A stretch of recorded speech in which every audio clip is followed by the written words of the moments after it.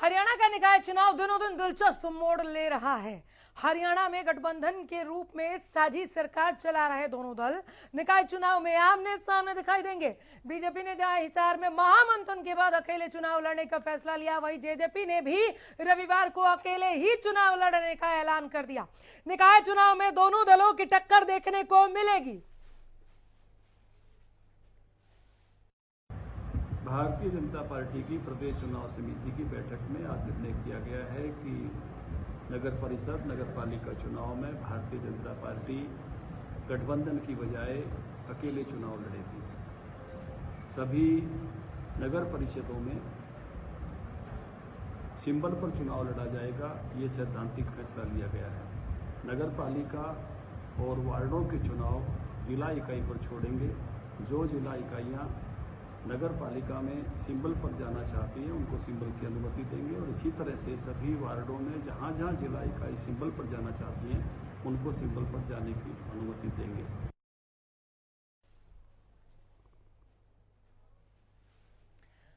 हमारे संवाददाता सुशील सिंह जुड़ गए हैं ज्यादा जानकारी के साथ। न्यूज रूम की ओर रुख करेंगे। निकाय में गठबंधन टूट गया क्या? सुशील, क्या कह रहे हैं अजय चौटाला के? हमने तो निभाया, बाकी आप बीजेपी से पूछ लीजिए। निश्चित तौर पर देखिए, बीजेपी ने जैसे या बीजेपी ने फैसला लिया था, हालांकि उससे पहले जब हम बात करते थे तो लगातार जेजेपी की तरफ से कहा जाता था कि गठबंधन में ही चुनाव लड़ेंगे, और जो लोकल लेवल पर जो तैयारी थी वो कुछ ऐसा ही था कि बीजेपी और जेजेपी साथ लड़ेंगे।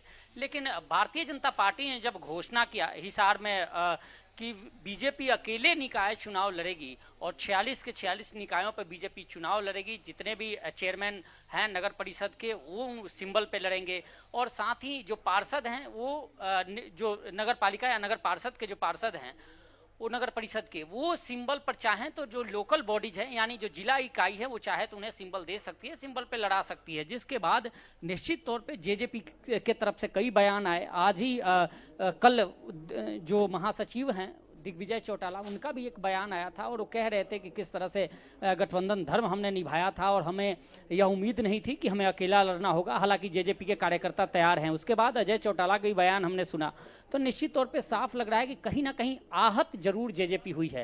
हालांकि अनामिका ये समझना होगा कि इससे पहले भी, चूंकि पहले जो स्थानीय निकाय के चुनाव होते थे या पंचायती चुनाव होते थे ये उतने अहम नहीं होते थे, और कई बार हरियाणा का अगर मैं जिक्र करूं तो इससे पहले जब इंडियन नेशनल लोकदल और बीजेपी दोनों मिलकर सत्ता में थे तो उस वक्त भी यह मामला सामने आया था, और यमुनानगर का यह मामला था कि यमुनानगर में दोनों पार्टियां अलग अलग चुनाव लड़ी थी। तो निश्चित तौर पर यह पहले से भी इस तरह से आ रहा है कि मेन जो गठबंधन है वो गठबंधन में सरकारें रहती हैं, पार्टियां रहती हैं, परंतु लोकल लेवल पे जो चुनाव होते हैं उसमें अलग अलग लड़ते आई हैं, और इस बार भी। लेकिन इस बार थोड़ा सा ज्यादा इसलिए महसूस हो रहा है क्योंकि इस बार जो स्थानीय निकाय का चुनाव है इसमें चौतरफा लड़ाई हो गई है, और एक तरफ जो कांग्रेस बीजेपी आमने सामने थी, निश्चित तौर पे आम आदमी पार्टी भी सेंध लगाने के चक्कर में थी, और दूसरी तरफ अब जेजेपी भी आ जाएंगी, तो चौतरफा लड़ाई है। और यही वजह है कि एक बड़ा सियासी खेल देखा जा रहा है, और एक बड़ा चुनाव के तौर पर स्थानीय निकाय को एक बड़ा चुनाव के तौर पे देखा जा रहा है, एक सेमीफाइनल के तौर पे देखा जा रहा है। तो निश्चित तौर पे यह माना जा रहा है। हालांकि यह रार कहीं ना कहीं जरूर है। लेकिन एक चीज और अनामिका देखिए, लगातार जब जो नेता जेजेपी के बयान दे रहे हैं या बीजेपी के दे रहे हैं वो एक बात जरूर कह रहे हैं कि इससे जो सरकार का गठबंधन है यानी जेजेपी और बीजेपी मिलकर जो सरकार प्रदेश में चला रही है उस पर कोई फर्क नहीं पड़ने वाला है। ये स्थानीय लेवल का है, थोड़ी सी आहत जरूर है, लेकिन मुझे नहीं लग रहा है कि ये 5 साल जो सरकार चलाने का वायदा था उस पे कोई फर्क नजर आ रहा है। कुछ तो कहना ही होगा ना सुशील कि हमारे सरकार में जो गठबंधन हमारा चल रहा है उस पर फर्क नहीं पड़ेगा।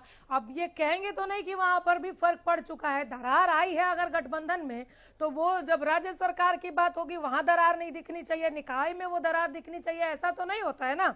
अब प्रगति रैली में नहीं पहुंच रहे हैं, जेजेपी का कोई कार्यकर्ता तक नहीं पहुंच रहा है, खुलकर आप लोग बयान दे रहे हैं, आप लोग साफ कह रहे हैं कि हमने अपना गठबंधन धर्म निभाया, आपने नहीं निभाया। इसके बाद ये कहना, वो कहने भर के लिए आप कह रहे हैं, वो हम उनकी मजबूरी समझ सकते हैं। देखिए आपने सेमीफाइनल का जिक्र किया, क्या बीजेपी, आप अपनी बात कर लीजिए फिर मैं आपको दूसरा सवाल। अनामिका 2 ऐसे वाक्य हैं, मैं भी सुन रहा था, और जब बाइट हम सब दर्शकों को सुनवा रहे थे अजय चौटाला का तो अमूमन उस शब्द का जिक्र मैं भी सुन रहा था कि हमने गठबंधन धर्म निभाया और आपने तोड़ा, ये दो ऐसे शब्द हैं। हालांकि अमूमन ये शब्द कहीं ना कहीं चुभ जरूर रहे हैं और उन नेताओं को भी चुभ रहे होंगे कि जेजेपी अपने तरफ से कह रही है कि हमने चाहे उपचुनाव जितने हुए उसमें हमने अपना गठबंधन धर्म निभाया। कई उपचुनाव हुए हरियाणा में और उसमें ये साथ रहे, लेकिन जब यहां मसला स्थानीय निकाय का आया तो बीजेपी ने पहले ही घोषणा कर दिया।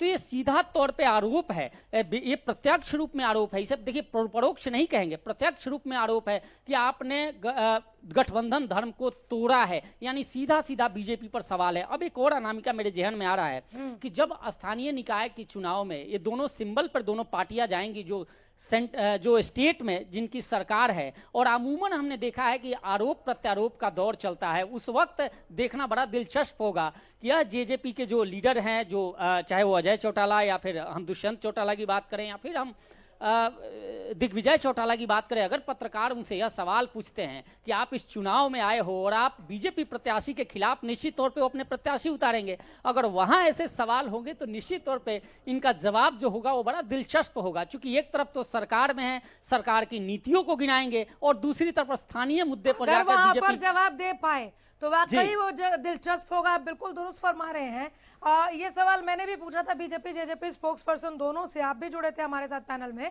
इनका यह कहना है कि हम जाएंगे अपने अपने मैनिफेस्टो में पूरे किए गए वादों के साथ, ये यहाँ पर कॉमन मिनिमम प्रोग्राम को भूल जाते हैं। तो ये पब्लिक है, सब जानती है, वो उन्हें तय करना है कि वो किन्हें चुनने जा रहे हैं।